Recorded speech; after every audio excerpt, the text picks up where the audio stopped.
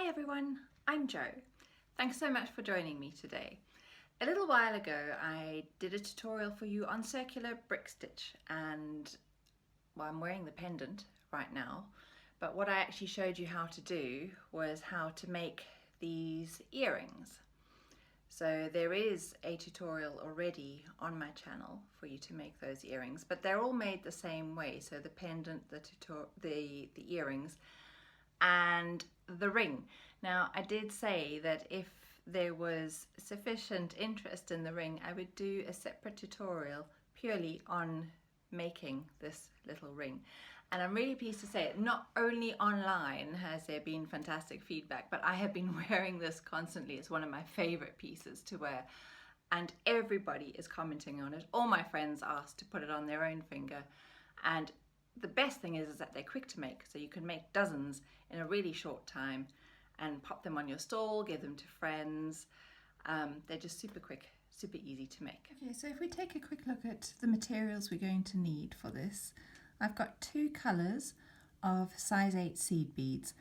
I'm going to do it in a different colour so that I've got a ring in a different colour. So this previous one I used turquoise green Picasso, and I used a Duracoat galvanized silver, and this time I am going to use a Duracoat silver lined light amethyst, and again I'm using the silver.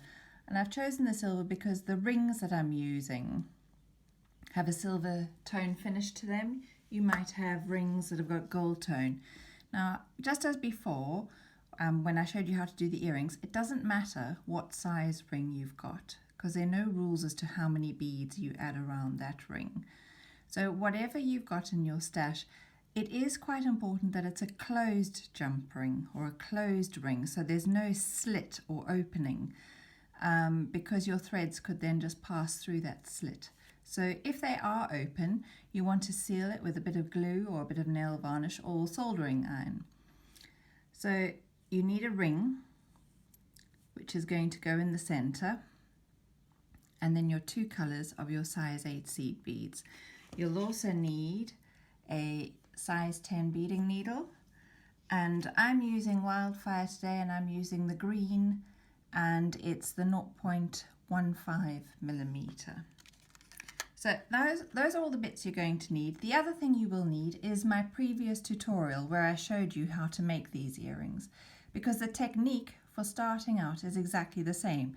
So you start out with one color around your ring and you start adding in the colors, and the pendant, the earrings and the ring were all made the same way. You can see there's my silver ring in the middle, then I've got the turquoise green Picasso just as I had at the top of the earrings, and then I've got a round of the silver. So what I'm going to do today is show you how to do the shank and attach the shank onto the ring, or onto this front part of your ring here.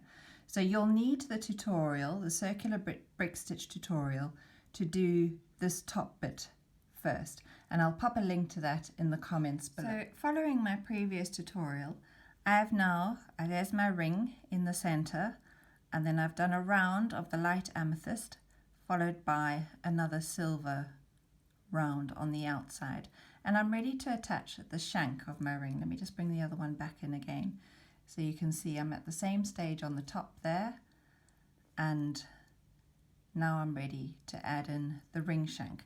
And while you're here, just so that I can show you, you can see I've attached it as close to that inner silver ring as possible. I'm not attaching it to the silver beads on the outside. I'm actually using those turquoise ones, or in this one, in the case of this one, it will be the purple, the amethyst.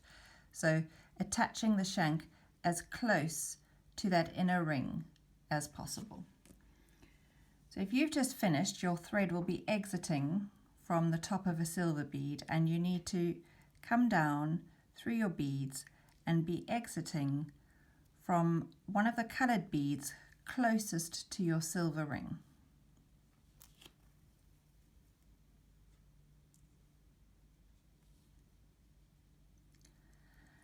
Now I'm going to use 2-drop even count peyote, and I do have a separate tutorial on that as well, but you won't need it by watching this one. So even count means you've got to pick up an even number of beads. So I'm going to use 4 beads for my shank. So if I pop this in here, you can see 4. And you'll actually be able to see how they are in sets of 2. So that's your 2 drop even count peyote. So I'm picking up 4 and I'm going to let them drop down all the way down to the base there. Now I'm lying them across my beadwork so I can see which purple beads I'm going to attach them to. So I've got my 4 and I'm actually going to come up through the purple bead that is closest to that last silver. So bear with me. It's a bit fiddly, this part, because you only want to come up through the purple bead. You don't want to pass through the silver as well.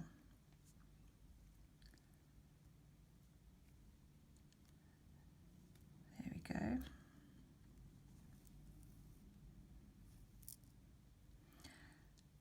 And there are my first 4 for my shank. Now I need to come back and reinforce that.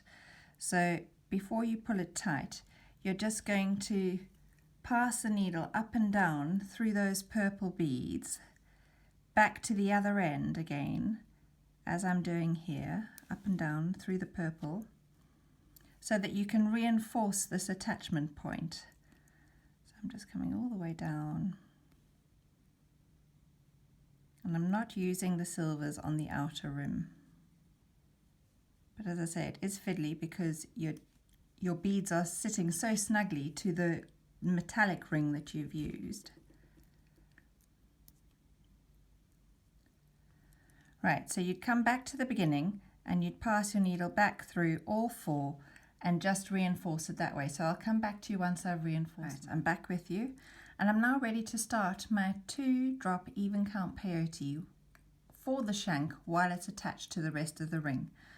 So what I'm going to do is I'm going to just pass my needle back through all 4 because I want to be exiting the beads that I'm using on the ring shank. So now what I'm going to do is I'm going to pick up 2.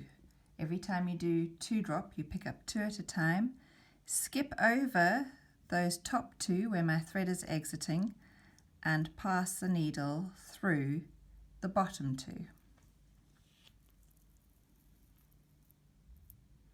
And those 2 you've added will sit alongside the 2 on the other end.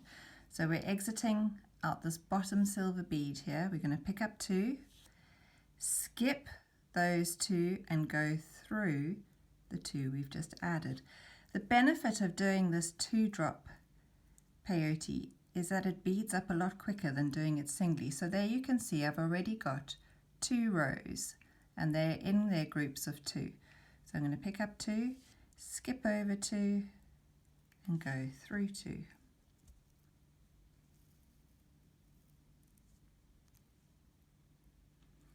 Pick up 2, beading back the other way, skip over 2 and go through 2. If you need a refresher on the even count peyote, just have a quick look for it.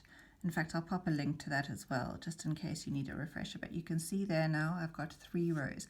And I'm going to continue doing this 2 drop even count peyote until I have a shank long enough to fit around the finger that I'm going to use or that I'm going to wear the ring on. So you're just picking up 2 and changing direction and passing through the 2 you've just added. So you can see how quickly that's going to bead up.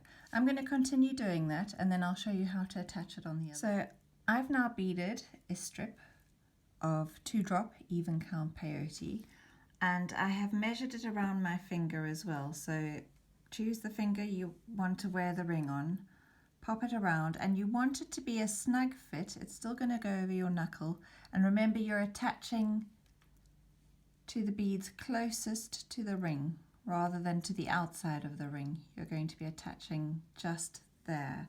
So what you could have done if you wanted to was make the top and then do a separate stitch of your 2 drop even count peyote.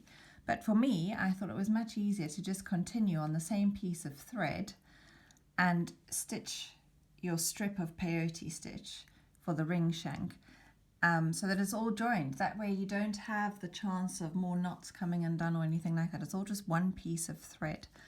So I'm going to show you now how to join it onto the other side, and my thread is coming out the base there. I'm just going to move those beads out the way a bit. And I want to join straight across, so it's a good idea to use your needle as I'm doing here so that you can see exactly which bead you're going to go into. So I'm going to come straight across, there's my needle, straight over the side because you don't want it to be off center, and up through, again just through the purple bead, if you can get your needle in there.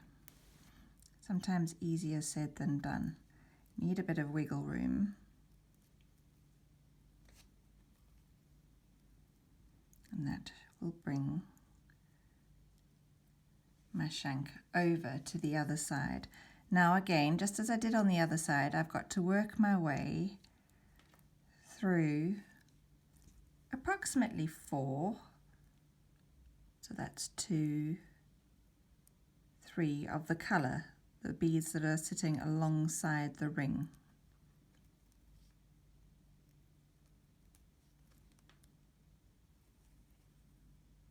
And I'm going to come down through this last one here.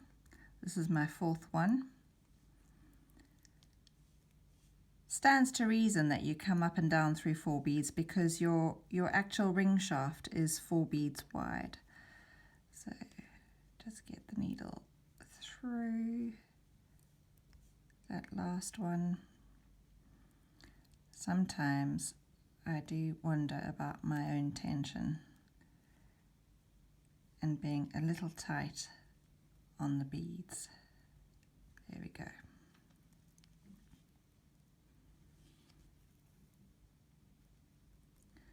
So if I pull that up tight now I'm ready to pass through all 4 of those last silver beads on the ring shank. Make sure you go through all 4 of them. And you're ready to reinforce it again by doing the same thing, passing up and down through those 4 purple beads and through the silver beads before you're ready to finish off. So I'm going to do that again, just reinforce it. You can see how that was the first side we connected, closest to the silver ring, and we've done exactly the same on the other side. So once I've reinforced it, I'll come back and just show you how to end off your thread. So I've reinforced that connection point, and I'm now going to end off this thread in my peyote beadwork just by losing the thread in the beads. I'm going to create a little maze with my thread. So I'm coming down 2, up 2. I'm going to come down another 2, and I'm going to come down 2 more. So you're going to do a series of up and down movements. I'm going to go up the 2 on the other side, change your direction so that the thread really does gets tangled up inside the beads. You don't see the tangle, but it's getting tangled up inside the beads so that when you do actually end off your thread, it's not going to untangle or come undone because you've gone backwards and forwards, you've been up and down, you've been reversing and changing direction all the time and just creating this little maze within your beads as I'm doing here. So I'm just going to come down 1 more and come to an outer edge because then it's easier to just nip your threads off. And I haven't brought my thread zapper up with me, but there you have your completed ring, and it should go on to the finger that you've made it for. It's just a fun, quirky, cute little ring, perfect for the spring and the summer. So if you have any questions about what we've done today, just pop them in the comments below and I'll get back to you as soon as possible. Otherwise, thanks for watching, and I'll be back soon with something new. Bye.